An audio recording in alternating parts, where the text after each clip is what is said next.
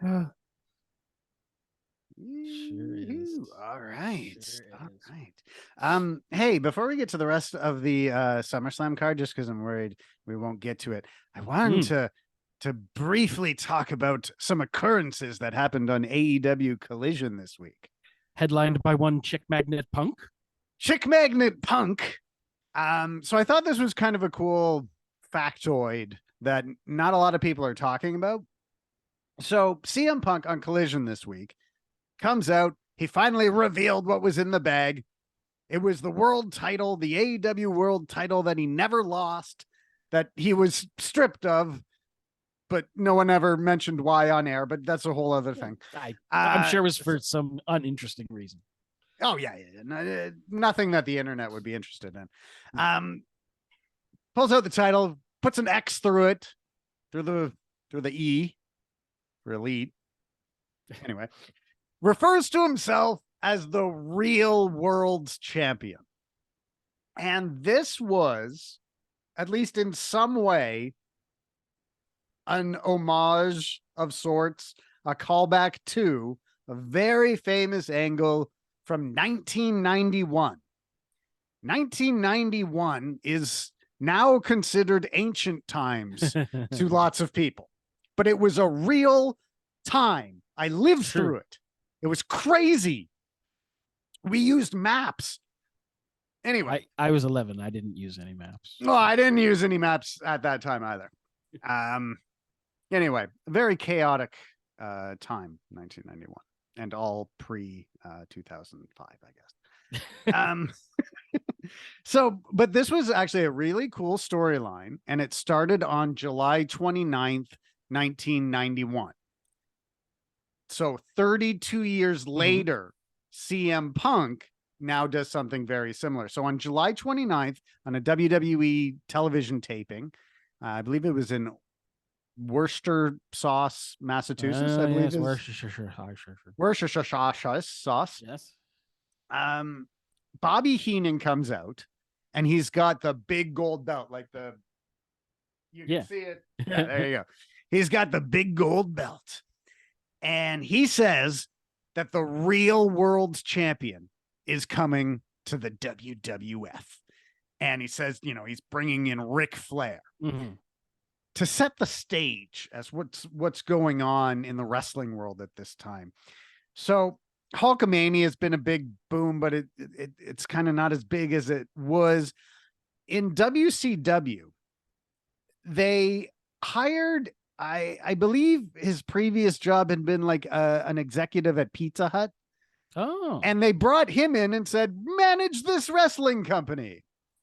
And so what this person knew about wrestling came down to just what they'd seen over the last few years in WWF. So this is when you got your ding dongs, you got Kevin Nash as Oz and all these big characters, and Ric Flair just didn't fit into this. And there had even been talk about, maybe we would change Ric Flair to this gladiator type character. So they just didn't know what they were doing. Yeah. So Flair was like, yeah, you know what? I'm going to get out of here. This seems like a real train wreck, so I am out. So they let him out of the contract. They didn't know much about this contract. So because it was the NWA World Championship at the time, through weird contractual things, like Flair kind of owned the belt because he had to put down, I think it was a $20,000 deposit, and then you give the belt back and you get your money back. But Flair was like, well, I'm going to take this with me. Thank you very much. This is actually pretty cool. So he gives the belt to Heenan. I think he FedExed it or whatever he did in 1991 to get a package from one place to the other. I think there was just like children you could hire to run Sherpas, like really fast. I think that's what it was. Dickensian urchins, I believe. Yeah. So, and then it launches into this storyline, which I thought was really cool. Eventually, a lawsuit meant that they had to blur out the title. And so actually, Ric Flair would come out with an old WWF tag title, and they would just pretend it was the NWA World title, and they blur it out because who knows. Which is really funny. that was a very cool storyline for me as a kid because growing up, well, I did parts in Calgary, parts in Toronto, but it never got NWA stuff. But my brother would bring home wrestling magazines, and Ric Flair was always on it, and he was always, bloody. So he was this mythical person who existed in only still shot form. Up until all of a sudden, Bobby Heenan's coming in and calling him the real world's champion. And that lasted for a few months. And then we get to the very famous 1992 Royal Rumble, where he wins the world title, and that ends the real world's champion storyline. So 32 years later to the day, CM Punk cuts a promo about being the real world's champion on AEW Collision. And a prominent member of the wrestling media relayed the information that that's no coincidence. That one thing happened on the 32-year anniversary of the other. This is like Tony Khan is a big historian. He knew, and I don't think it was like, okay, we're only going to do this because the date's coming up. But I think he was like, oh, this would work out. You will call yourself the real world's champion on the 32-year anniversary. And so that's why he didn't do it right away. It makes, and it makes sense in terms of wanting to draw it out a little bit, wanting to let that simmer. It was a weird thing to let simmer at the time, but now that it's kind of starting to pop, I'm quite into it. And it's something, CM Punk loves those wrestling history deep dives. And I think it's cool. I'll be honest, like I don't think I would have stumbled across that factoid, without you telling me about it, but it's very cool. And hopefully it makes me think, okay, so is he gonna do the kind of thing where he comes into Dynamite? Like, are they gonna play that kind of invasion angle? Or are they just gonna do a straight up CM Punk MJF? Everyone gets the winner take all for the undisputed title thing, at All Out or something. I think what they're building to, because they have 2 pay-per-views on, like they have the big Wembley show on like the end of August, and then the very next week is a big show in Chicago. So I think the big title match, CM Punk versus MJF, takes place in Chicago, and then in Wembley you can do Adam Cole and MJF, which they've been building up. So CM Punk loses in Chicago. Well, Chicago's after Wembley. Oh, sorry. So you can edit out my inability to recognize dates. I mean, I don't know who walks away between CM Punk and MJF as the champion. I wonder if you just want to have a world champion for Collision, though. Make Collision and Dynamite feel that much more different. Yeah, that wouldn't be a bad thing. I think that AEW has far too many titles to begin with. Yeah. So I kind of don't want to even suggest maybe creating another one. But definitely you could take one of the other titles that they have and elevate it a bit by putting it as the main Collision title. Like that was something that I never really understood why they didn't try to push for more, to have, like to elevate an Intercontinental Championship to the point where it could carry a show, be the main title for that show. And that's fine, because it's about the people wearing it, right? They're building the good stories. You can build a main event level story with another piece of leather that has gold on it, Oh yeah. So no, I understand there are prestige factors to consider, but I don't know. Well, if you remember in ECW, Rob Van Dam, when he had the TV title, I'm sure he main evented a pay-per-view or two. Well, certainly I know he main evented a bunch of pay-per-views. I'm assuming a few of them were defending the TV title, maybe against Jerry Lynn or whatever. So that was definitely a case where RVD was so over, it elevated that title. And so all of a sudden, Rob Van Dam's matches felt just as important as Taz, Shane Douglas, whoever was the champion at that time.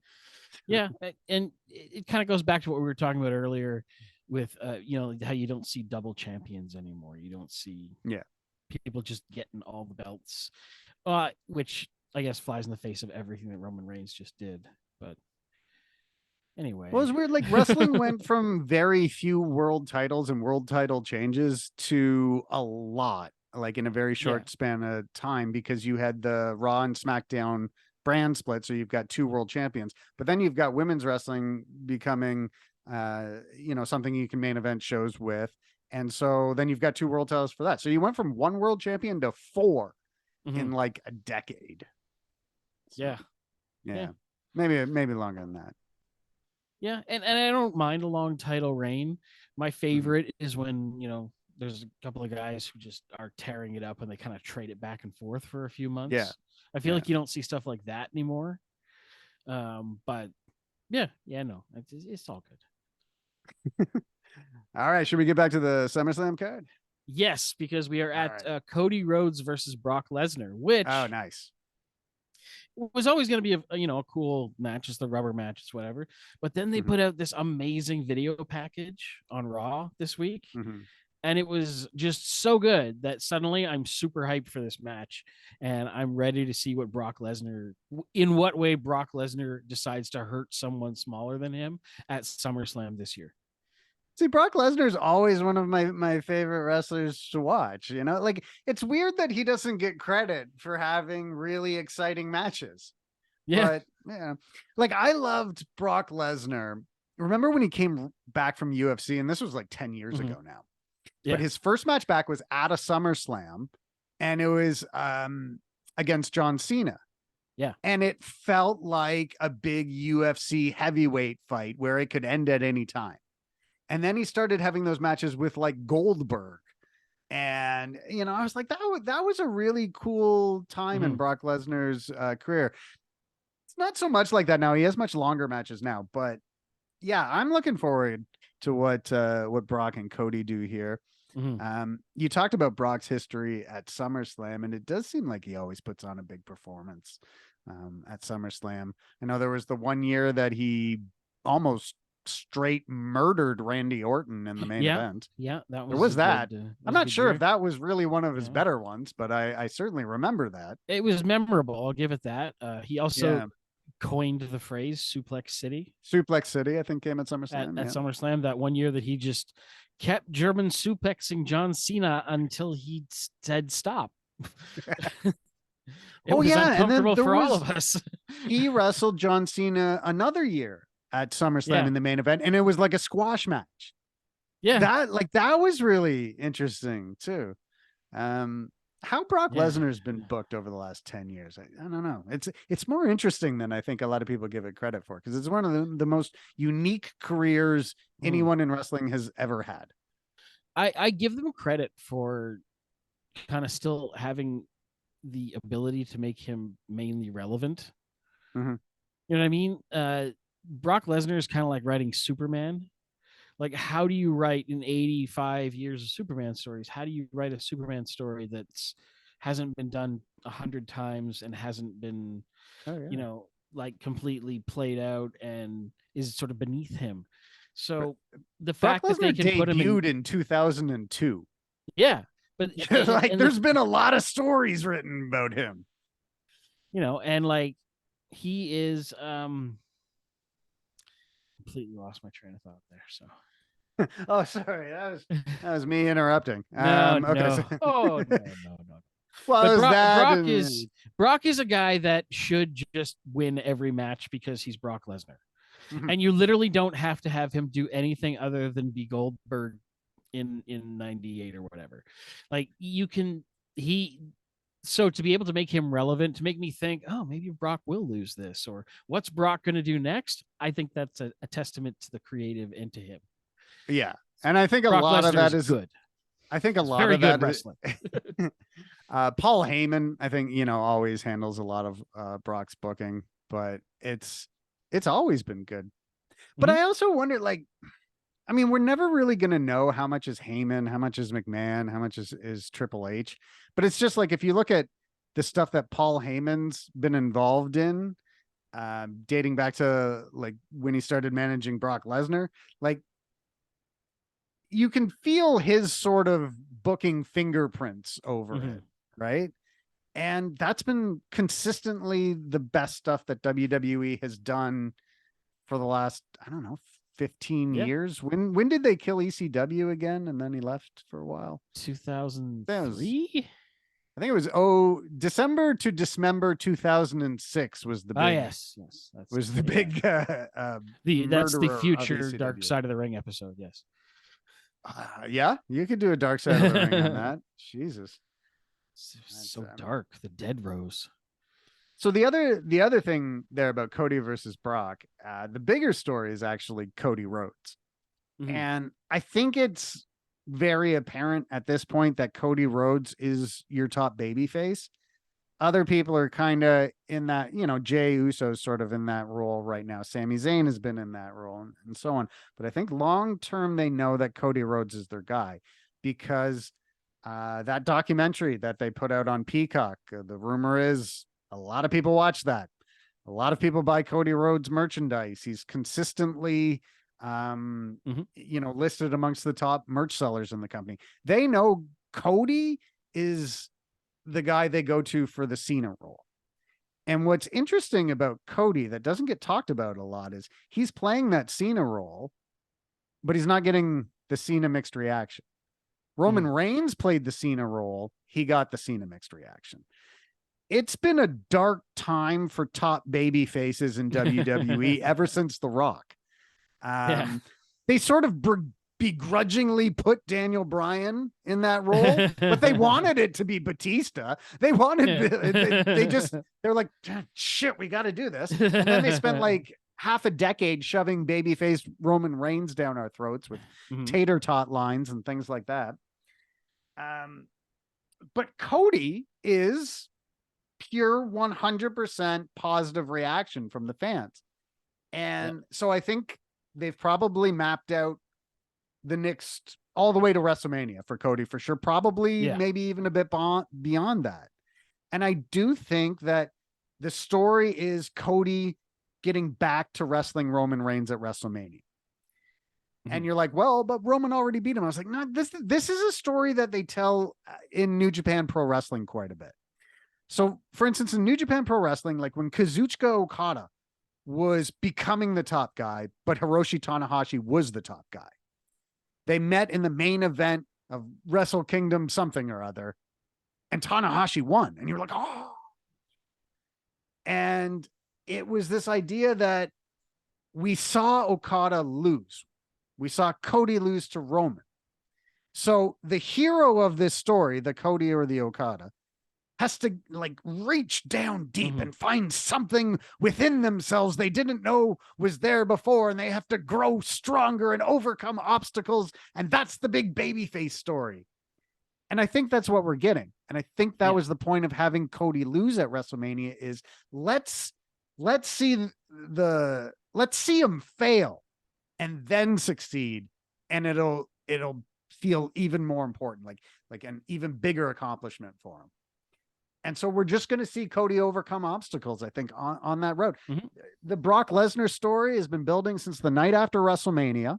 It's going to conclude at SummerSlam. Then Cody's going to move into something else that's going to take him through to the Royal Rumble. And then Royal Rumble onward, it's the Cody Rhodes redemption story going after Roman Reigns at WrestleMania 40. That's what I think, anyway. Unless someone's famous cousin shows up. Unless someone's famous cousin shows up, and then you gotta give it to him for a bit because he's super famous. you got to pivot. yeah. Well, I think they would have at WrestleMania 39. Like, I think the idea was, okay, if Rock's in, we do Rock Roman, but if he's not, we'll do Roman Cody. And maybe part of having Roman beat Cody is the idea that, well, maybe we do get the Rock. But again, like we were saying earlier, I don't think you don't need to have Roman as the champion to face the Rock.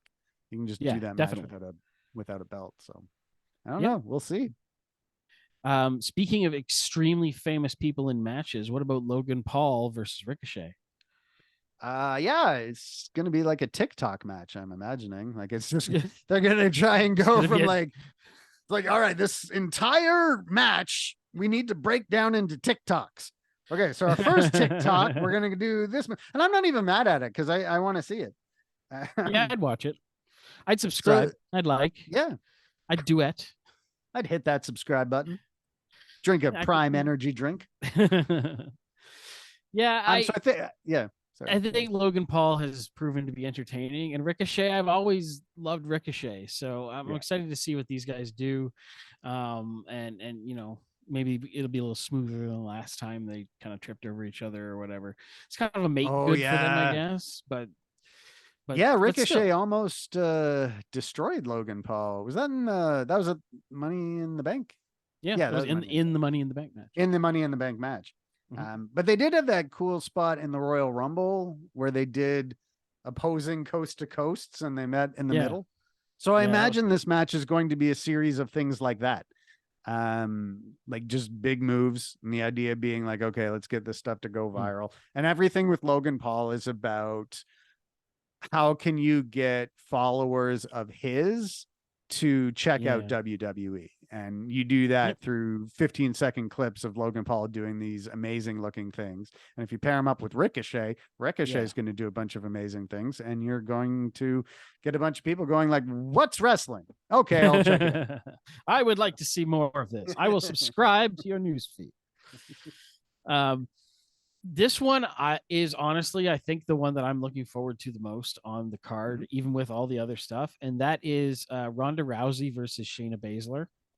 Yeah. Under MMA rules. Now, do you actually think they're going to go as far as like real MMA rules? This is going to be like a quick MMA fight. Oh, no, no, no. I don't think they're going to do like rounds or like judges scoring or anything like that. But I think Shayna and Ronda are going to do an MMA style fight. I think this match is going to be incredibly important to both of them. So Mm-hmm. it's going to tell a very interesting story. Mm-hmm. And Ronda, I don't think gets enough credit for how much she gets wrestling. The Like psychology of it all. the psychology of it. Mm. Yeah. She's a And student of the Piper. yeah, yeah. Well, she's got a very yeah, a knowledge of wrestling that you can tell starts with Roddy Piper and is entirely colored by Roddy Piper all the way through. That's not a bad thing. Not at all. But like I remember her saying on one of her video game streams that I had to transcribe, she was saying like, I want to be a Roddy Piper type heel. I want to be the kind of heel that people hate so much that it causes them to like the other person better. You know, that, no offense to Logan Paul, he came in, he wanted to be a baby face. He thinks everybody's going to like him. You know, Ronda Rousey came in with a little bit more of a deeper understanding of what she was Yeah, coming into, you know? she knew And that the this, villains are the real money. yeah. And I think she also understands that she's a polarizing figure, right? She Yeah, understands that there are people out there that absolutely hate her. And that's a part of this too. So she has like sort of a self-awareness to her superstardom that I don't think yeah. because she's aware, like, look, it wasn't the fact that I was a fantastic fighter that made me as famous as I am. There's been better fighters that weren't the draw like I was. Mm-hmm. And that's because of this je ne sais quoi that no one can quite put As their the French finger might on call it. that causes stardom to happen. Yeah, there was a terrific second video package Yeah, on Raw this yeah. week. There No, was these were fantastic. an interview between Baszler, well, separate interviews cut together, highlighting their history and all that. And it was extremely well done. Both of them did an Yeah, amazing job. yeah. It was one of the best packages Ronda that I've seen. cried. Yeah. Ronda was straight tears. This is a woman whose Hollywood career did not go well. We can tell that she's not acting. But yeah, I'm curious about the MMA rules thing, whether it's just going to mean that we'll just get a bunch of holds or maybe they'll take a couple of I think potatoes here and there. it's But going to be a ton of callbacks to stuff that happened in their MMA careers is what I think is going to happen. I think they're going to act out stuff that happened in Ronda's MMA fights. They're going to act out stuff that happened in Shayna's MMA fights. Everything's going to have a reason. There's going to be all these hidden little Easter eggs. I think it's I think it's a match that you could go back and be like, all right, like Ronda will try and armbar her a bunch of times, like she said she did in training. I'm kind of wondering if they try to recreate stuff like how Amanda Nunes knocked out Ronda or things like that. I could totally see stuff like that happening, but these two have been on such a long journey together that has spanned different sports and forms of entertainment. I think this story that they tell in this match is going to be like an analogy for their whole friendship. And that's why I'm looking forward to it. Like, I'm looking forward to the psychology of it. I'm not saying Ronda is going to not botch a bunch of moves or something's going to like suck in the actual performance of it. That may very well be, but the story they tell, they'll have crafted that ahead of time and it'll be interesting. I'm looking forward to kind of breaking down what story they told in that match. Yeah. I mean, it's almost like the wrestling company just got bought by an MMA company. And they're like, we could do that now. Those videos. There was just one little thing about those videos I wanted to mention. So Ronda, they each kind of gave their motivation for why they're upset at the other. And Shayna's her thing was, I always got Ronda ready for her fights. I was her training partner. Like, yeah, she gave me stuff. Like, I lived at her place for free, but she got stuff out of that deal. She got like a training partner all the time.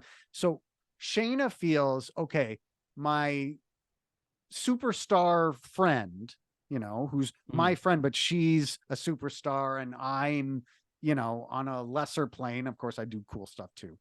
Oh, yeah. Then Ronda's motivation in this match is she's like, I gave Shayna everything.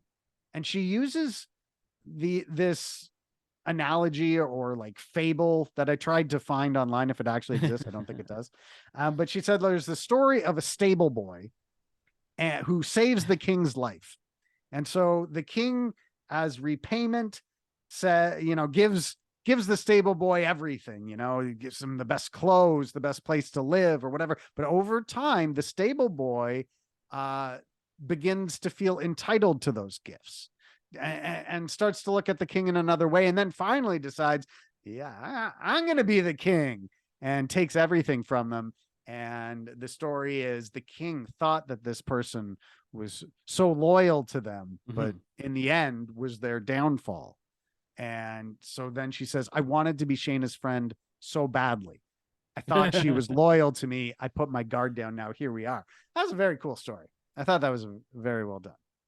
Yeah. And there was Paul Heyman produced that one. Was it? Yeah. Well, yeah, that doesn't surprise me at all. He's been kind of around Ronda a fair bit. I actually think if Roman goes away for a bit, I know Ronda's going away for a bit too, but I would like to see Paul Heyman and Ronda Rousey paired together from time to time.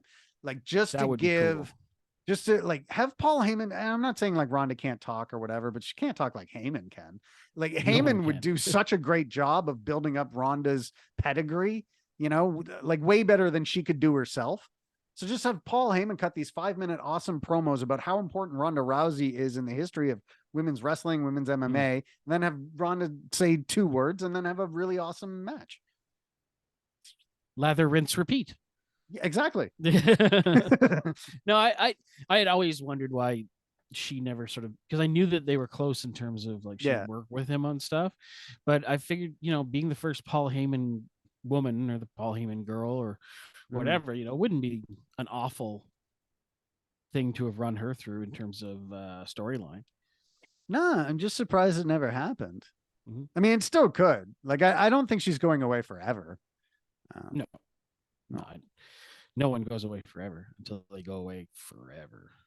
Well, then they're just one with the Force. Then they're just a Dark Side of the Ring episode. The Slim Jim Battle Royal was announced on SmackDown this past weekend, and it's going to be a huge affair featuring LA Knight, Sheamus, some other guys, bunch of other people. At some point, we'll let you know. Yeah. Yeah, I'm assuming this is going to be the Okay, guys, we didn't realize you were going to like LA Knight as much as you did. So we didn't have anything planned for him. Yeah. Okay, we got Slim Jim to give us some money, so we'll have a battle royal. Now, I'd like to add a stipulation to the Slim Jim battle royal that I would like to see happen every year. The winner of the Slim Jim battle royal at SummerSlam should, for the rest of the year, recreate the Macho Man Slim Jim commercials from the 80s and 90s. Just do a new one every month, and that's like the reward. So, like, who's going to be the Slim Jim guy next year? That's what's on the line in the SummerSlam Slim Jim battle sponsorship. Yeah, a sponsorship. Snap into it. Like, wouldn't it be great if like one year it's like, oh man, Shanky won the Slim Jim battle royal. We're gonna see Shanky snap into a Slim Jim or whatever. Like awesome. I don't know. Give it to 1 year Dana Brooke could win it. I think Dana Brooke would do a great job with the Slim Jim commercials. She deserves to win something. She does deserve to. She got the 24/7 title and then lost it, and someone threw it in the trash. Yeah, that was. There've been a lot of silly things in wrestling. When I think of the 24/7 title, I'm just like, wow, And then I thought, and there's a whole group of people that were just getting paid to run around, be like, I really want to be that champion. I wouldn't want to be that champion. Imagine the life of like Akira Tozawa during that period. You're like, oh, I got to hop on a plane here. Okay, transfer like 12 hours of traveling today. Getting to the arena. I was like, okay, all right, just run down that hall and we're gonna film you. Okay, good, you're done. Yep. Right, get some food. Hop on a plane and back to the hotel. Oh, job well done. Yeah. Like, ka-ching. Okay, all right. Like it's yeah. Of all the titles to have, though, that'd be the worst one because it'd be the most stressful. I'd constantly be looking over my shoulder all the time. And it's not like being the 24/7 champion came with much, prestige or hike in pay or anything. Oh, no. So I never understood why any of them would want it. Well, I think they were trying to do something similar to like when the hardcore title had the 24/7 rule and you had like Gerald Briscoe pinning someone in their sleep. That makes sense to me. I can get behind that, but that's not what they did with it. I can get behind people sneaking into each other's hotel rooms and pinning them. Oh, that's fine. So hear me out. If we're gonna have, super awesome comedy titles, how about we have like not the undisputed title, but the widely disputed title. It's a title that nobody wants. And like people will like, like you say, they're sleeping and they're like pull an arm on top of themselves and be like, 1, 2, 3, you're the champion now. But nobody wants it because it brings terrible luck or it's an ugly belt or something. I don't know. If you want an example of the best comedy belt of all time, there's a promotion in Japan called DDT, and now you have the Iron Heavyweight Metal Champion. I might be pronouncing that wrong, but like one time the belt itself was the champion. Like the belt got draped over the champion and the ref counted 3. So like inanimate objects can win this championship. Well, Vince McMahon won the WWE title, so inanimate objects can win the title. Well, oh boy. Hey-o. It's good shit, pal. Yeah, I always thought that'd be funny. I also remember when Bob Holly declared himself a super heavyweight. Oh yeah. And would bring a scale to the ring and such to weigh in. And I was just like, please make a super heavyweight title. Make a super intergalactic heavyweight title, please. But you could do a super heavyweight title. I thought about that for AEW. It's like they have all these big Haas guys. Why not just have a division where it's like, okay, minimum weight 250 pounds. And you just have like Satnam Singh versus Wardlow, or you just do, it's like, all right, and you call it like the Haas fight title. Like AEW has all these titles, but they're all kind of like the big meaty men slapping meat belt. Yeah, meaty men slapping meat belt. I think that'd be fine. Yeah. I remember when the Headbangers declared themselves the intergalactic champions.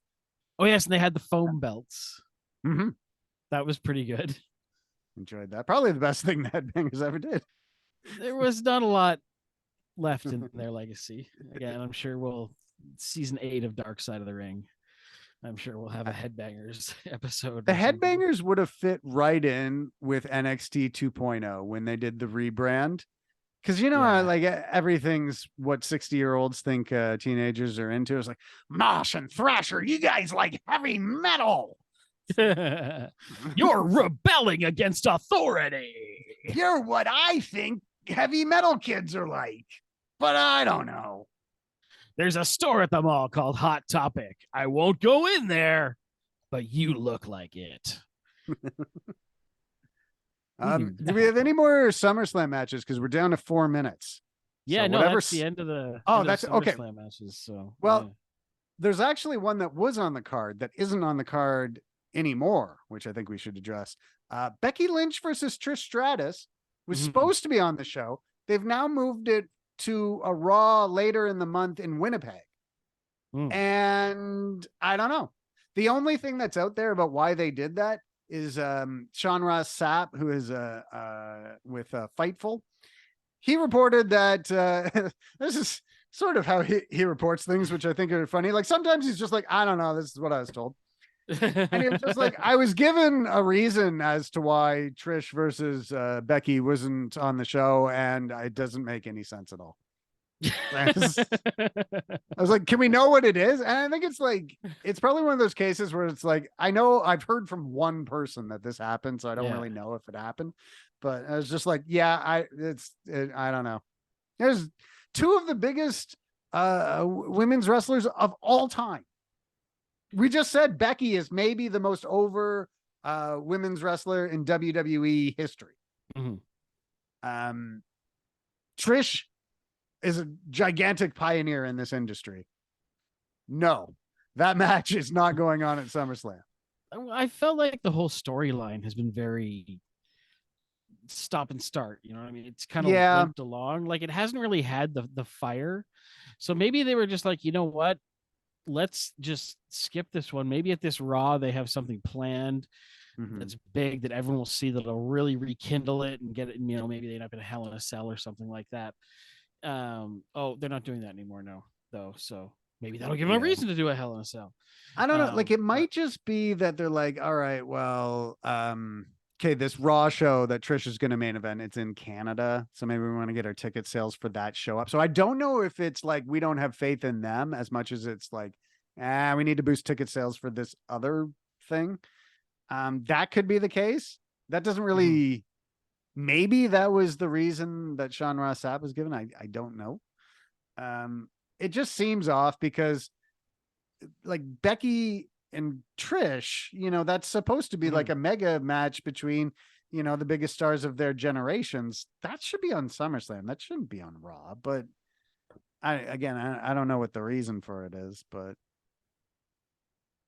I think maybe Trish's heel turn hasn't gotten over that big because when she does all this thank you Trish stuff, I think a lot of people are like, yeah, we should be thanking you. Yeah. You're completely justified in all of your comments here, madame. It's another situation of WWE wants us to believe something is bad just because they say so. Yeah. They feel like they don't have to do the legwork and show you why it is or tell you why it is. There's like, no, just believe this and everything will be fine. Like totally I think is Trish the cult. I think Trish has done a great job with the heel character. Like she's really put herself in there and going deep with it. But I think it's the same thing. Like when Edge tried to go heel, and there's a little bit of like, you were retired for 9 years. You're coming back after all this neck surgery. The willingness to boo you isn't quite there, you know? Yeah, we're still enjoying your good feeling story.